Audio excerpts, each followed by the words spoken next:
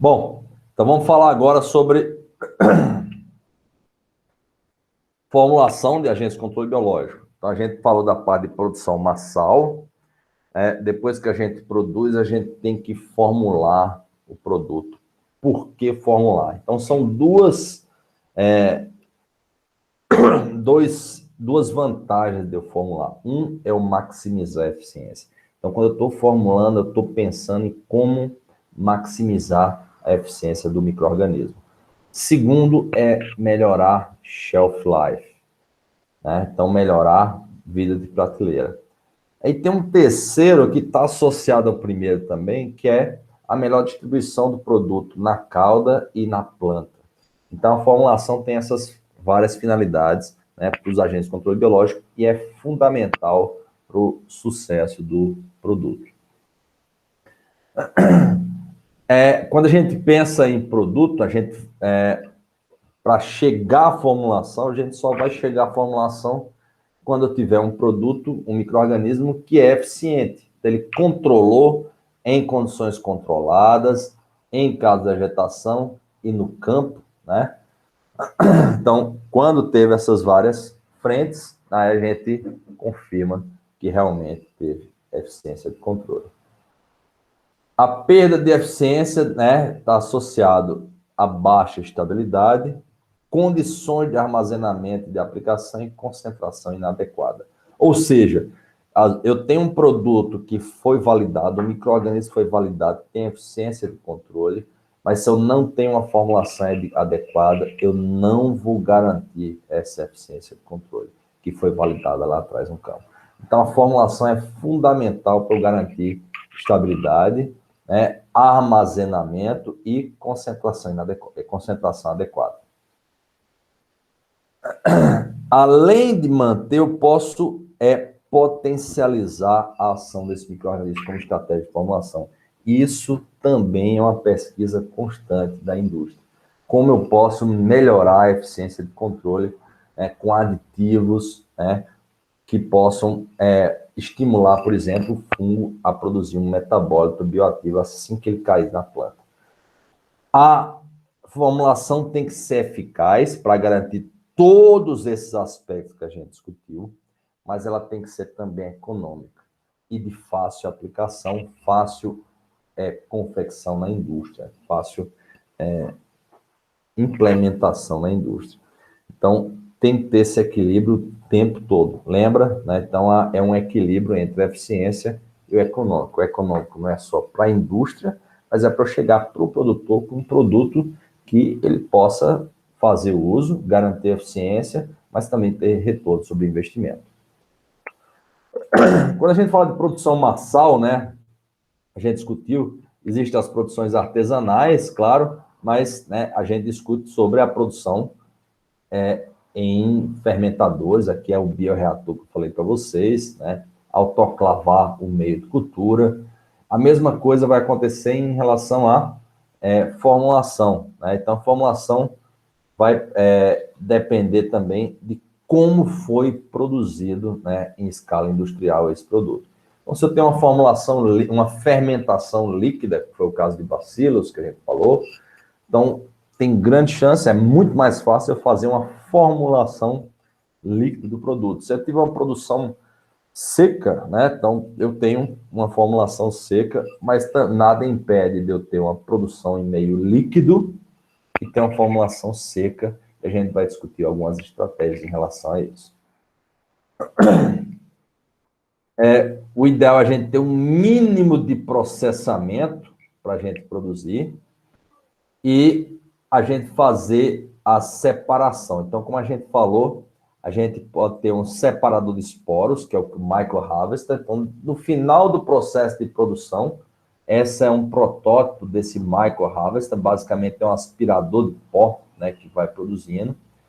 A gente pode ter um concentrador de células, quando a célula está em suspensão, como no caso de bacilos, que a gente produz em meio líquido, a gente espera decantar, então um concentrador natural, vamos dizer assim. A gente pode usar uma centrífuga que vai precipitar rapidamente também esses micro-organismos.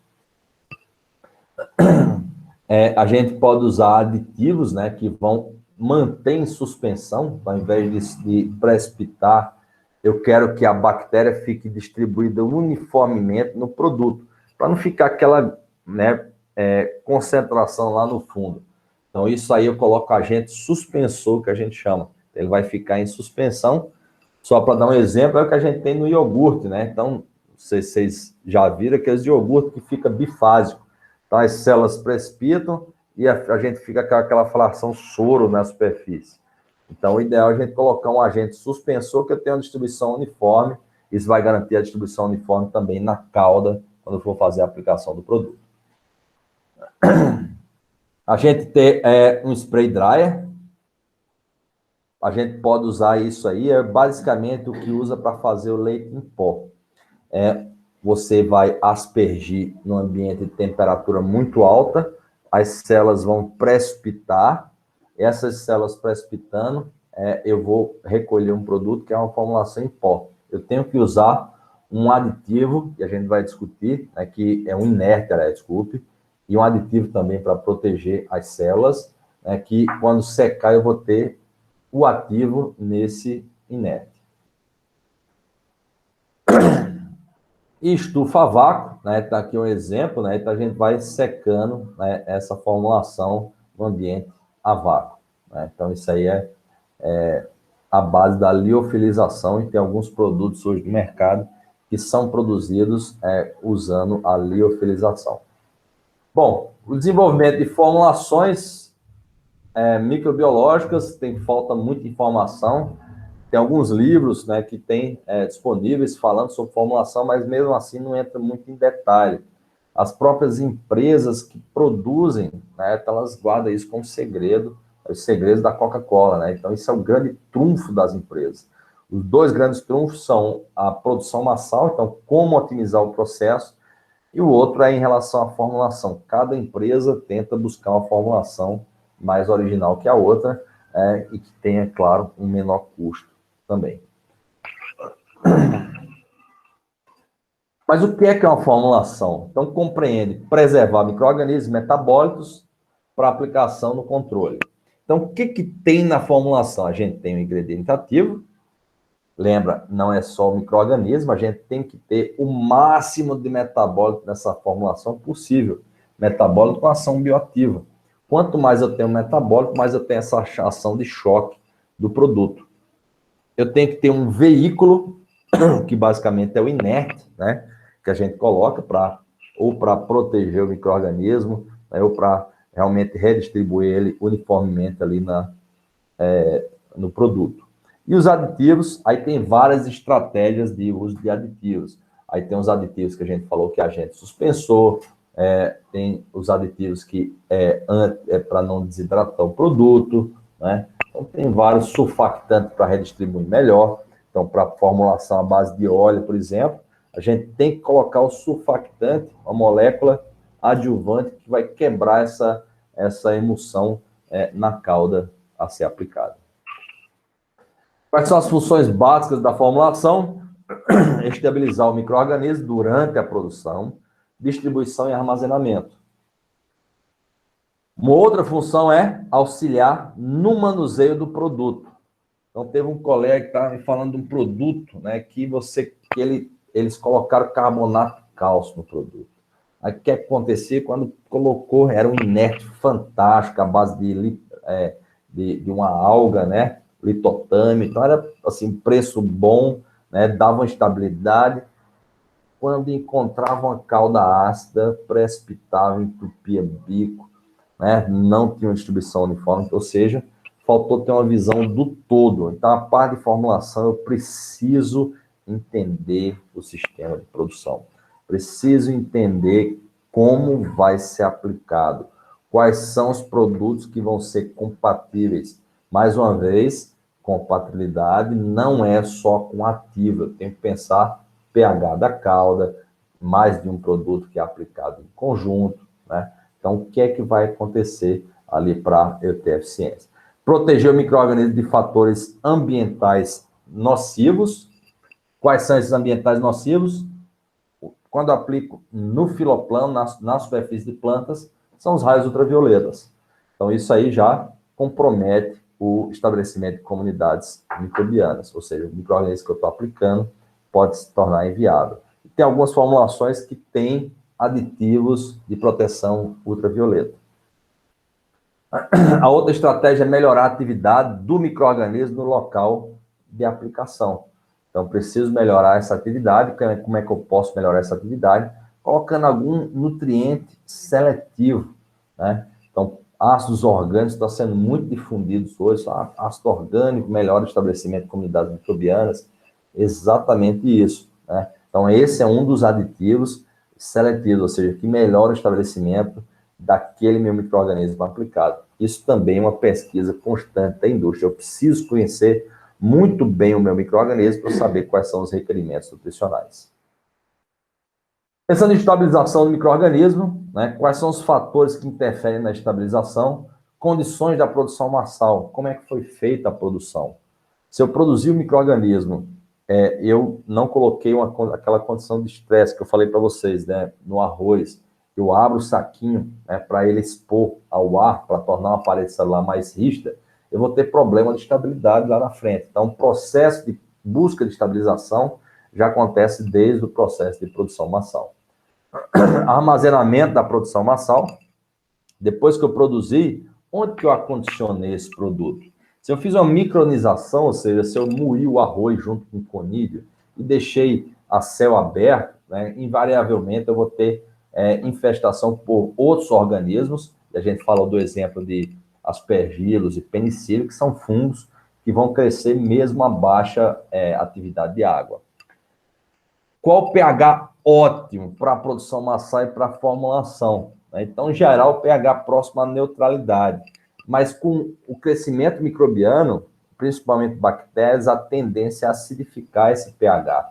Então, o que é o melhor? Eu tamponar esse pH ou deixar o pH livre? Em geral, eu uso uma solução tamponante, ou seja, eu consigo manter o pH estável em torno de 6,5, 7, para permitir o ótimo crescimento bacteriano, mas isso representa custo, né? Então, se a bactéria consegue crescer bem no pH livre, ou seja, sem tamponamento, né, então isso vai representar a redução de custo para a indústria também.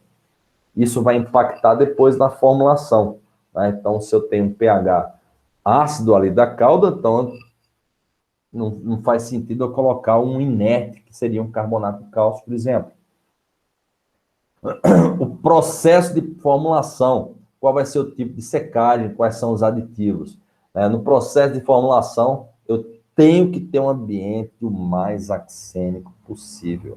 Isso é muito interessante observar, porque a gente fez alguns trabalhos de compatibilidade com fungicidas, e a gente viu que muitos fungicidas vinham contaminados por bactéria. Bom, não interfere para eles, né? Mas é um ambiente de invase, né, do químico não se preocupa com essa asepsia como a gente se preocupa com o controle biológico. Então, a gente tem contaminantes no processo. Para o químico não vai interferir, mas para a gente tem uma contaminação. Às vezes o contaminante cresce muito mais rápido do que o nosso agente de controle biológico naquele substrato.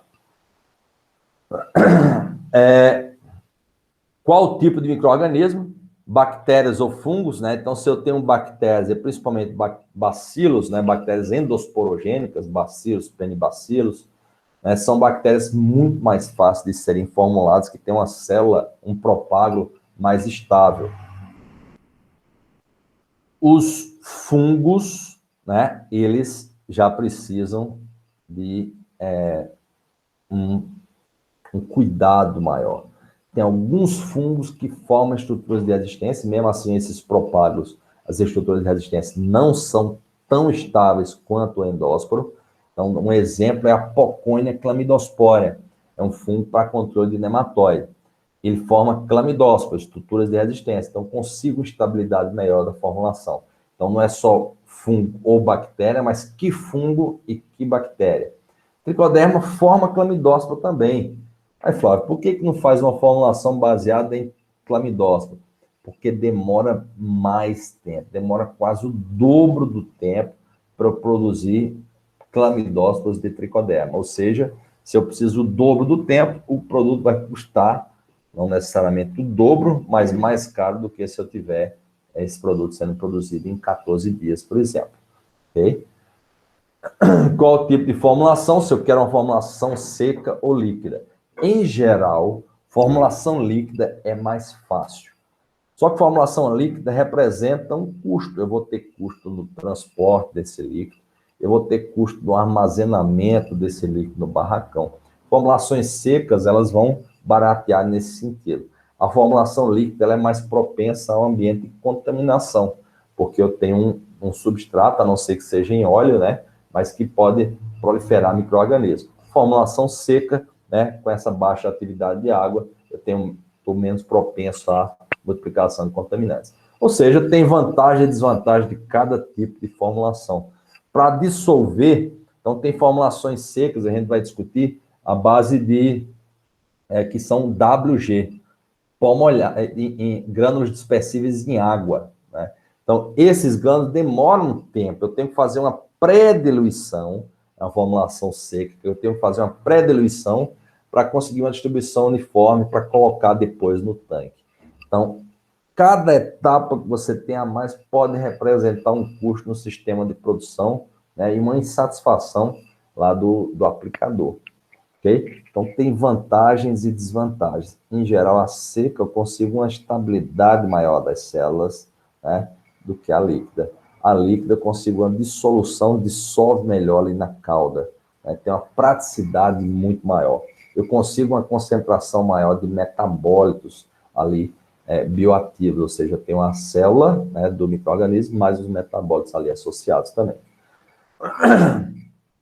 A umidade, formulação seca tem um problema de se ela é higroscópica, eu falei para vocês do caso do arroz micronizado. O arroz micronizado, ele absorve umidade, e essa absorção de umidade vai resultar em germinação de propágulos. Embalagens, né, impermeáveis, né? Então isso aí é fundamental. Só que aí tem uma outra tendência de praticidade. Tem umas embalagens que elas são hidrossolúveis, né? Então você coloca a embalagem com o produto, com tudo lá no tanque. Então isso é uma tendência interessante, só que ao mesmo tempo essa embalagem hidrossolúvel, você pode ter problema de absorção de umidade se você tem uma formulação muito higroscópica. E o grande vilão é o contaminante. Pessoal, é muito difícil a gente ter um produto biológico que não tem contaminante. Quanto maior a concentração de contaminante, lembra, é uma caixinha só. Se eu tenho mais contaminante, eu tenho menos do meu ativo, né? Então, isso é um problema sério, a questão de contaminante. Eu posso ter contaminantes que simplesmente reduziram a concentração de célula do meu ativo, do meu micro-organismo agente de controle biológico. Eu posso ter contaminante que inibe o crescimento. Isso acontece com aspergilos e penicílio, pessoal. Várias espécies de aspergilos de penicílio produzem moléculas com ação antimicrobiana. Isso vai inibir o crescimento de outros organismos, inclusive os agentes de controle biológico. E eu posso ter contaminantes que são problemas para o consumidor final. Isso é um problema muito sério. Então, imagina se eu tenho uma listéria, né, um Escherichia coli, que são contaminantes de alimentos muito comuns. Você não esterilizei muito bem aquele melaço meu, né, a extrato de levedura, o meio de cultura original, eu posso ter esse contaminante que ele aumentou durante todo o processo. Eu aplico sobre uma hortaliça que é consumida crua, e o pessoal compra o controle biológico também por esse aspecto de proteção do consumidor, então confiante que é um produto inócuo ao ser humano, mas o contaminante, eventualmente, pode ser um patógeno humano, e em vez de melhorar, eu posso piorar o sistema. Agentes estabilizantes têm a função de proteger o micro-organismo e a integridade da formulação. Então, tem vários agentes estabilizantes e, basicamente, o que a gente usa na indústria do controle biológico é o que tem disponível na indústria de alimentos. Ô, Flávio, por que não é da indústria farmacêutica? Os melhores estão na indústria farmacêutica. O problema é o custo. Então, Então, se eu começo a usar esses estabilizantes da indústria farmacêutica, eu encareço muito o produto. Em geral, o que a gente usa na produção, na formulação de agentes de controle biológico é o que está disponível para a indústria de alimentos, né? Bom, quais são as funções dos aditivos, então, pessoal? Maximizar a vida de prateleira. Então, a gente vai discutir alguns dos estabilizantes, né, que maximizam a vida de prateleira. Otimizar o manuseio e a aplicação. Então, um agente suspensor, por exemplo. Proteger os micro-organismos contra intempéries. Então, espessante ou dispersante, o que é que eles fazem? São usados em formulações líquidas. Então, vai neutralizar interações entre partículas semelhantes, distribuição uniforme do micro-organismo no veículo e ressuspensão após o armazenamento prolongado. É o que eu falei para vocês, pensando no iogurte, é o que vai garantir aquela estabilidade das células. Então, aumenta a densidade daquela calda, daquele produto. Ao aumentar essa densidade, eu coloco as células em suspensão. Lembra sempre, o produto biológico é uma suspensão e não uma solução. Se eu esperar um tempo no tanque, a tendência é sedimentar. Eu tenho que ter uma agitação contínua no tanque de pulverização para eu garantir que essas células vão estar em suspensão e quando sair a gota, essa gota vai estar com a concentração uniforme do ativo. Eu tenho antiumectantes, que são pós e grânulos, que vão evitar a aglomeração e a petrificação. Então, para o arroz micronizado que eu falei, se vocês não usarem um antiumectante, uma sílica, por exemplo, que é misturada com pó, vai absorver a umidade e vai formar os grumos, que eles chamam de embolamento, né? Caking. Né? Então, isso aí, quando você coloca no tanque, não tem uma distribuição uniforme do ativo, consequentemente, você vai ter uma variação muito grande de eficiência. Então, a variação de eficiência no controle, isso é muito comum no controle biológico, mas nem sempre isso é o produto que é ruim, mas é o processo de formulação, né, e a tecnologia de aplicação que não foi eficiente para garantir a distribuição uniforme do ativo. Por outro lado, eu posso ter umectantes, né? Então, reduzir a evaporação do produto. Então, tem algumas formulações líquidas à base de água, por exemplo, que eu preciso colocar um umectante, né? uma substância que vai aumentar a densidade também, com isso reduzir a evaporação do produto. Para formulações à base de óleo, é fundamental a gente usar surfactante. Para que vai servir o surfactante? Para quebrar a tensão superficial da gota, tanto a dispersão ali na cauda, quanto depois a gota quando cair na superfície vegetal. Então, formação de gotas do mesmo tamanho, então a surfactante vai garantir isso aí, e aumenta a dissolução de pó molhado. O Flávio, por que eu boto na formulação e não na cauda? Então, coloca na cauda, se você deixa a cargo do agrônomo, né, ou do produtor fazer isso, eventualmente ele não vai usar o surfactante mais compatível com o seu produto. Então, o ideal quando eu tenho uma formulação que depende muito do surfactante para garantir a eficiência, é que esse surfactante já venha na formulação do produto. Outros aditivos, né, que podem ser pós-aplicação, mas muitas vezes são na aplicação. Protetores solares. Então, tem um que é muito utilizado, o protetor solar, que é usado para humanos também, né, na área médica, que é a base de dióxido de titânio. Isso é usado na formulação, mas tem vários outros protetores ultravioleta. Basicamente, o que esses produtos fazem, eles pigmentam o conídeo. Então, quando eu tenho um conídeo do fungo ou a célula da bactéria muito clara, ela é muito sensível à ultravioleta. Então, eu uso algum produto que vai garantir uma pigmentação e uma proteção UV. Isso pode representar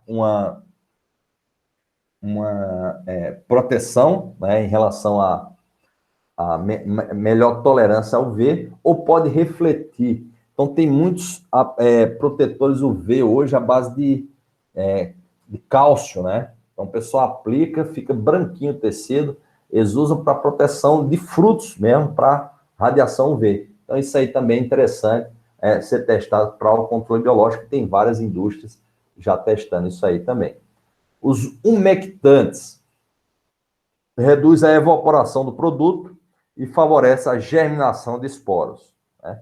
Então, os umectantes é o contrário, então eu vou melhorar a dissolução desse produto. Tem uma outra linha que é muito interessante, ainda é muito pouco explorado, pessoal, que é o uso de adesivos, que eles chamam de stickers em inglês. Aumenta a aderência à superfície. No tratamento de sementes, é muito utilizado polímero, né? O que faz o polímero? Ele vai grudar o ativo na semente e garantir uma distribuição uniforme. Isso faz com que esse ativo não seja perdido na caixa lá, quando você está colocando ou está ensacando, né? Então, isso só vai ser perdido quando a semente começar a embeber, que vai liberar esse ativo, formando um bulbo de proteção ao redor da semente. É exatamente a mesma ideia quando a gente fala de controle biológico, né? Então, quanto os adesivos são fundamentais para manter o ativo do micro-organismo próximo à semente. O grande desafio de tratamento industrial ainda é conseguir que esse propágulo fique um tempo depois do tratamento de sementes. Então, a primeira tecnologia nesse sentido foi lançada recentemente no Brasil, que é da empresa Cooper, né? Então, o tricodermil é o primeiro tricoderma que está sendo usado para tratamento industrial. Então, isso é uma tecnologia que foi desenvolvida pela empresa, mas várias estão trabalhando nesse sentido, para a gente ter um tratamento industrial de sementes que tenha não só os ativos químicos, mas os ativos biológicos também. O grande desafio não é a aderência do micro-organismo na semente, mas é a vida de prateleira. Então, tem que ter propágulos do micro-organismo que vão ter vida de prateleira. Então, no caso de bacilos, isso já se consegue há muito mais tempo.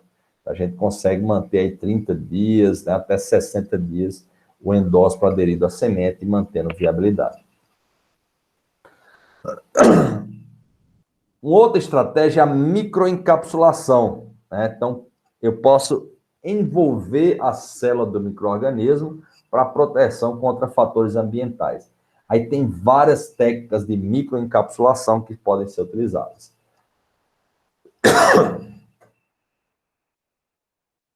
As formulações são dois tipos, como a gente já falou, a seca e a líquida.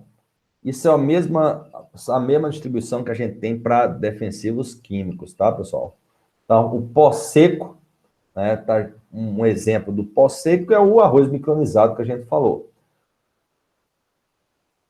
O pó molhável, né, então a gente tem uma dissolução desse pó, né, em água, então tem umas formulações à base de leite em pó, por exemplo, que são a formulação do pó molhável. Então, é muito interessante, porque dissolve totalmente.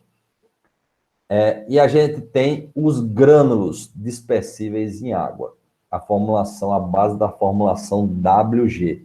Esses grânulos, em geral, são a base de uma rocha, né? É muito usada a bentonita como rocha para a formulação de grânulos dispersíveis em água.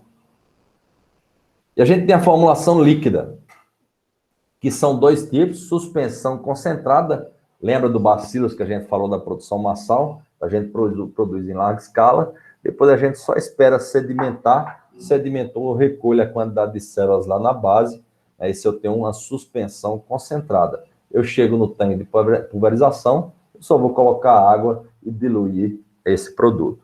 A emulsão é a base de óleo, né? Então, eu falei para vocês, então produz o tricoderma em arroz, depois você vai lavar no óleo mineral emulsionável, e isso aí vai ser a sua emulsão.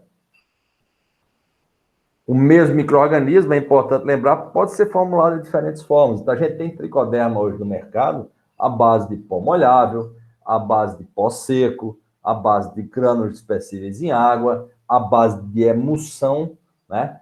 E até à base de suspensão concentrada. As piores formulações são à base de suspensão concentrada, diluídos em água, né? Então, a gente não consegue, tem que ter muitos aditivos para garantir essa estabilidade. O que a gente tem visto é que, em geral, essa viabilidade, vida de prateleira, né, é muito menor em suspensão concentrada. Então, o mesmo ativo, né, pode ser formulado de diferentes formas.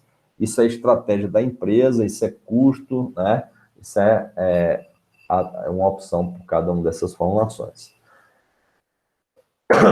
Pó seco. O pó seco, né, em geral, são minerais, como talco, vermiculita, argila e sílica. Pode ser o arroz micronizado que eu falei para vocês. Por quê? Porque não dissolve totalmente de água. Tem vários grânulos que vão ser um pó. Então, em geral, esse pó, o pó seco vai ser para aplicar no solo, né? Dispersão no solo. Eu não vou conseguir uma distribuição uniforme em calda, né? Então, essa formulação usando esses minerais como inertes.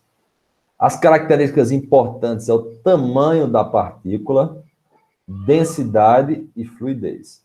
Então, a partícula tem que ser bem fina para ter uma distribuição uniforme. Então, cada partícula vai carregar uma quantidade de ativos ali aderidos a ela. Geralmente, eu uso dessecante para manter essa formulação seca, por mais que não seja muito higroscópica, né?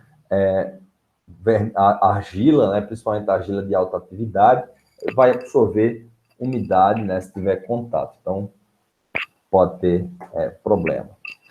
Os grânulos ou pellets podem ser minerais, como argila, vermiculita ou bentonita, polímeros, como amido, mandioca de milho, ou trigo, ou tufa.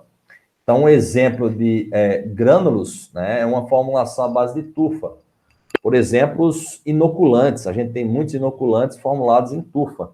Isso aumenta a tolerância a adversidades, né, a própria tufa, mas é uma dispersão, é o que eles chamam de slurry em inglês, é uma lama, né? Então, você faz uma espécie de calda para tratamento de sementes, a aplicação via micron não é eficiente, então vai ser uma forma de você introduzir o micro-organismo, mas que para o controle biológico é muito pouco utilizada a formulação em tufa, pessoal.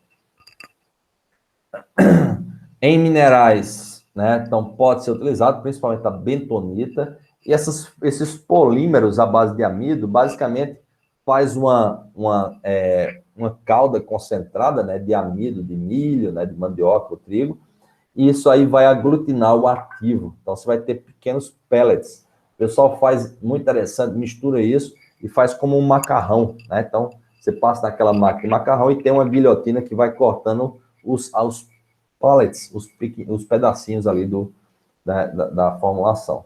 É a estratégia que pode ser utilizada. Os tipos de grânulos. Pulverização dos micro-organismos sobre o veículo, né, com e sem aditivos. Né? Então, e micro-organismos dentro da pasta, que é a formulação revestimento protetor. Isso aí é a formulação em amido, por exemplo, que eu falei para vocês. Então, você tem essas duas estratégias, ou você mistura, né, o micro-organismo junto com o ativo, e você vai deixar isso secar, depois vai fragmentar essa formulação, ou você vai aspergir sobre partículas do micro-organismo, do inerte, ok? Tem vantagem e desvantagem de formulação. Essa é uma formulação das formulações que garante melhor vida de prateleira aos micro-organismos, principalmente fungos.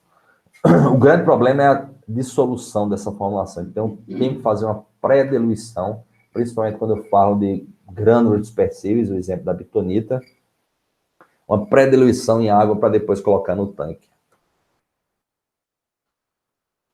A outra formulação é o pó molhável. Pó molhável é miscível em água. Então, principais constituintes, a gente vai ter o veículo, que representa até 80%. Algum material inerte, né, que você coloca associado ao veículo. O dispersante sulfactante. Antiumectante evita a petrificação. Então, é fundamental para o pó seco e indispensável para o pó molhável usar um antiumectante. O dispersante, né, pode ser utilizado para neutralizar algumas interações entre partículas, principalmente se eu uso algum mineral, né, que tenha carga residual. Eu tenho que usar algum material para neutralizar essas cargas, para evitar aglutinação. O surfactante para quebrar a tensão superficial da água, se for necessário, se o inerte tiver uma capacidade de dissolução baixa. Após a dispersão do pó molhável, realizar pulverização. Ele não dá para armazenar. Por quê? Porque o propágulo começa a germinar. Os solutos são dissolvidos, né? Então, enzimas, nutrientes, surfactantes, podendo estimular a germinação de alguns micro-organismos. Então, principalmente se o inerte é a base de nutriente. Então, falei para vocês, tem uma formulação no mercado muito boa, por sinal, mas que é a base de leite em pó. Então, eu tenho que usar rápido essa formulação, depois que eu preparei a calda. Não só vai permitir o crescimento do meu micro-organismo, mas às vezes até de contaminantes ali que eu tenho no meu sistema.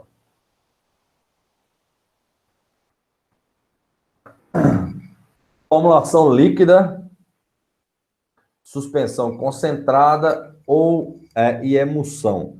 Então, suspensão concentrada, então sabão, né, que é a base de sais de sódio, potássio, ácidos graxos, e tem um problema de precipitação em água dura, né? Água com carbonato de cálcio ou com outros carbonatos. Surfactante sintético não iônico, não precipita. Então, aqui um exemplo, né, dessa característica, tem uma fração apolar. O esporo do fungo ele é hidrofóbico, afinidade com gordura. Isso é uma vantagem muito grande, porque você tem uma formulação à base de emulsão, esse óleo vai aderir melhor à cutícula da planta. Então, tem uma vantagem de aderir melhor à cutícula, mas tem uma desvantagem de uma gota, à base de emulsão, você ter o propágulo do micro-organismo ficar preso dentro da gota. Então, com isso, não demonstrar eficiência. Então, é fundamental para emulsão a gente usar o surfactante. Na suspensão concentrada, a gente tem um veículo, partículas, né? Então, o veículo vai representar até 65%, as partículas, né, do ativo até 40%, o dispersante é até 5% e surfactante. Então, depende da natureza da suspensão concentrada, tá? Então, se você tem uma suspensão muito solúvel em água, o surfactante pode ser dispensado. Eu tenho que inibir a sedimentação de partículas, né? Então, o dispersante e o espessante, eu tenho que saber como é que é a sedimentação. O ideal é a viscosidade ser igual à taxa de sedimentação. Então, vão colocando espessantes para evitar que as células precipitem. Esse é o principal problema da suspensão concentrada. Então, você pega um produto biológico e você vê que lá no fundo está o ativo, fica uma borra lá no fundo, isso aí é um produto que não teve agente suspensor, né? Então, isso pode representar um problema, porque o produtor nem sempre vai agitar o produto antes de utilizar, né? Então, o agente suspensor vai garantir essa distribuição uniforme, né? Então, isso reduz os problemas para aqueles que não fazem agitação antes do uso. Emulsão oleosa, a emulsificação reduz a sedimentação de partículas, então, própria emulsão já garante as partículas com maior viscosidade. Então, eu tenho menos problemas de sedimentação que a suspensão concentrada. O óleo e emulsão possuem grande eficiência em aderir a esporos. Isso é uma outra grande vantagem. Lembra? O esporo do fungo, ele é lipofílico, ele tem afinidade por gordura. Ou seja, se eu uso um óleo, uma emulsão, eu vou ter uma melhor distribuição desse propágulo. Eu vou conseguir recuperar mais do esporo, né, do conídeo ali associado ao arroz, por exemplo, ou ao bilheto, do que se eu colocar em água. E eu tenho uma melhor adesão dessa gota ao a superfície de plantas, a superfície da folha, que eu tenho uma camada de cutícula lá, que também é hidrofóbica. Então, tem vantagens, né? A desvantagem é a dissolução na cauda. Tem que colocar surfactante para garantir essa distribuição uniforme ali na cauda. A estabilidade e possível fitotoxicidade destas formulações devem ser avaliadas cuidadosamente, né? Então, tem que ver se está mantendo a viabilidade ali no óleo.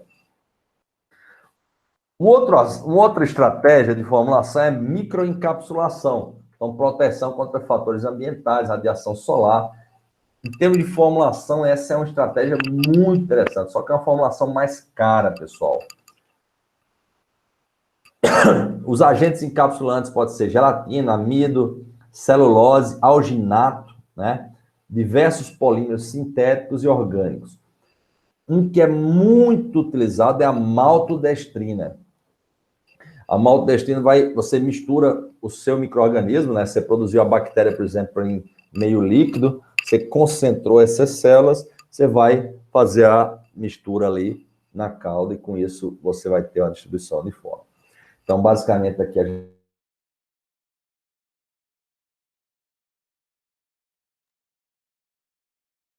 né?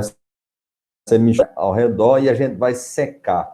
Geralmente, a gente seca em spray dryer ou estufa. Spray dryer é o princípio do leite em pó que eu falei para vocês, né? Então, você vai secar rapidamente, a temperatura é 200 graus Celsius, né, na saída, só que por alguns segundos. Então, você perde algumas células, né, reduz um pouco a concentração, mas isso garante uma formulação de excelente qualidade, né? Então, aquele pó seco, né, você tem que colocar um antiumectante também, então, principalmente se for a maltodestrina como ativo, como inerte, desculpe. E a partir dessa formulação seca, você pode trabalhar com diversas formulações. Você pode manter ele como pó molhável, né, pó seco, ou você pode colocar em suspensão. Geralmente você não vai fazer isso, né? Suspensão concentrada novamente. Você gastou para secar, você não vai colocar água novamente. Bom, qual que é a vantagem de um e de outro, pessoal? Então, é uma tomada de decisão e tem vantagem dos dois lados. Falei para vocês, a suspensão concentrada é muito melhor para dissolver no tanque, sem a necessidade de adjuvantes. Mas olha a emulsão oleosa. O que é que acontece? Eu tenho uma distribuição ali do produto, eu tenho muito menos problema de deriva. A gota é mais pesada quando eu trabalho com emulsão oleosa, né? Então, isso dá menos problema de deriva. Existem outras estratégias para controlar a deriva, né? Isso é intrínseco à formulação. Mas aí, claro, a tecnologia de aplicação tem que ser adaptada, né, para a gente levar em conta que a gente tem mais propensão à deriva quando a gente usa uma suspensão concentrada.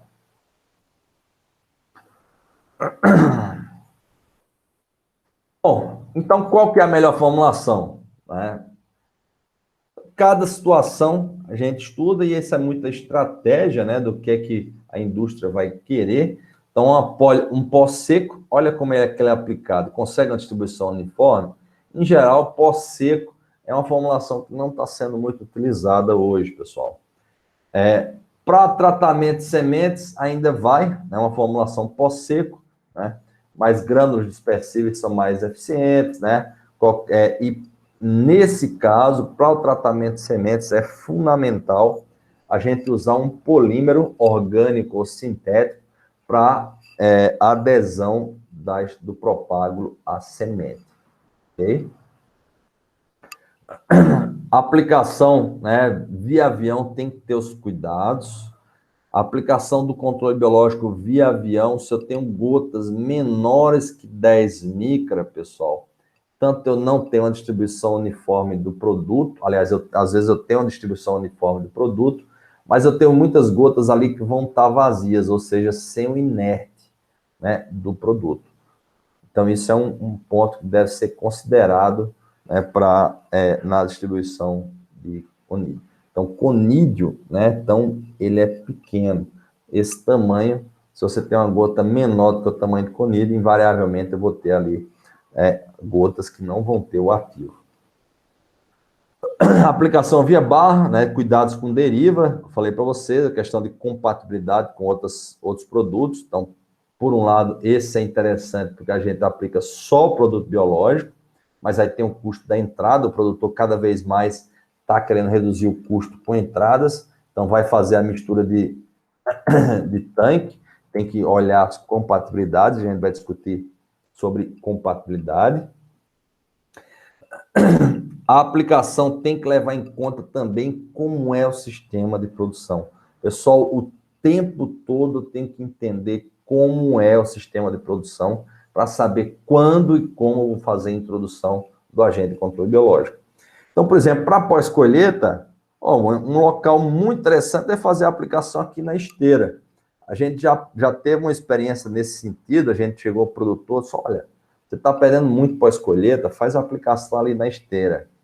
Aí ele olhou e disse, professor, se o dia que você achar uma formulação, você me indicar uma formulação que não corrói minhas correias, né? Aí você me fala. Então, a eficiência era muito boa, mas a formulação estava comprometendo o sistema de produção, ou seja, a esteira dele de transporte da fruta estava oxidando, e com isso você estava reduzindo essa vida útil, tinha que parar para fazer manutenção, ou seja, o produtor preferiu abdicar, né, do sistema. Então, nesse caso, uma formulação seca seria mais interessante, só que você tem que garantir uma distribuição uniforme e inócula, claro, que não atrapalhe visualmente os frutos. No caso de manga, pessoal, eles usam cera para fazer o recobrimento do fruto, né, para ficar brilhante. E essa cera já foi feito o teste, colocando o ativo do micro-organismo na cera. Então, isso faz com que você tenha a distribuição uniforme do inóculo e não atrapalhar o sistema de produção. Isso controlou a antracnose com a vida de prateleira muito melhor para os frutos. O surfactante é fundamental para a emulsão oleosa que eu falei para vocês. Olha o efeito aqui na superfície da folha. Então, tem uma boa adesão da emulsão à folha, isso é perfeito. Só que não adianta eu ter essa gota. Se eu deixar essa gota dessa forma, ela não vai liberar o ativo, que é o micro-organismo que está dentro da gota, não vai ter uma distribuição uniforme. É fundamental eu ter o surfactante. Se eu tenho o surfactante na formulação, eu já tenho uma pesquisa que o surfactante é o que melhor funciona para aquela formulação específica, né? Se você deixar a cargo do produtor, eventualmente, ele pode optar por um surfactante que não garanta essa melhor distribuição ali da gota. Bom, um outro conceito que eu queria discutir com vocês é em relação à compatibilidade. Então, a gente tem dois conceitos muito importantes de compatibilidade, que é o fisiológica e ecológica. Isso é uma tendência, pessoal. Na Europa já tem vários produtos que têm mistura de micro-organismos mais fungicidas, né? Então, claro, fungicidas compatíveis. Por quê? Porque tem uma diretriz da União Europeia que fala que você tem que ter 50% de redução do uso de fungicidas ou de defensivos de forma geral. Então, o que é que muitas empresas fizeram, que tem no portfólio biológico e químico? Eles fizeram produtos que tinham 50% de ativos biológicos e 50% de químico, né? Então, eles pensaram no conceito de compatibilidade fisiológica. Você pode usar, por exemplo, um triazol, que atua na inibição da biossíntese de ergosterol, junto com uma bactéria, né? Um triazol junto com um homiceto. Então, tem um fungo que chama Pithioligandro. Então, tem um produto na Europa que é a base de triazol mais Pithioligandro. Pithioligandro é um homiceto. O homiceto não forma ergosterol. O triazol não funciona para ele, ou seja, é uma compatibilidade fisiológica. E se eu não tenho um produto compatível, eu ainda posso usar o controle biológico? Pessoal, pode e deve. Aí a gente, mais uma vez, eu falo para vocês, tem que entender qual é a realidade do produtor para a gente ver como pode fazer a introdução do produto. Compatibilidade ecológica significa eu aplicar o produto, mesmo incompatível, né, com o fungicida, mas que eu aplique num local ou numa época diferente. Então, se eu tenho um fungo que ele infecta a parte aérea de plantas como o mofo branco, e a gente vai voltar falando de posicionamento, mas para a gente entender posicionamento, a gente tem que entender o conceito de compatibilidade. Então, se eu tenho um fungo se eu tenho um tricoderma que ele é incompatível com um fungicida, então dá um exemplo do mofo branco, a gente tem um fungicida que é muito utilizado à base de fluazinam, e ele inibe o crescimento de tricoderma. Mas, para permitir a compatibilidade, essa aplicação de tricoderma ela é feita no início do desenvolvimento de plantas, na dessecação, do V2 até o V4. E o fungicida ele é feito a partir do reprodutivo, ou próximo ao reprodutivo, e focando na parte aérea de plantas. Então, tenho o controle biológico, ele é feito no início do desenvolvimento de plantas, e o fungicida no reprodutivo, ou seja, eu tenho uma defasagem temporal e eu tenho uma diferença de local onde cada organismo está atuando. Então, mesmo sendo incompatível, eu consigo permitir a utilização das duas tecnologias para manejo da mesma doença, cada uma com um foco diferente. No caso do tricoderma, o foco é o parasitismo de escleróides e redução da germinação carpogênica. No caso do fungicida, é a proteção do filoplano. Ok, pessoal?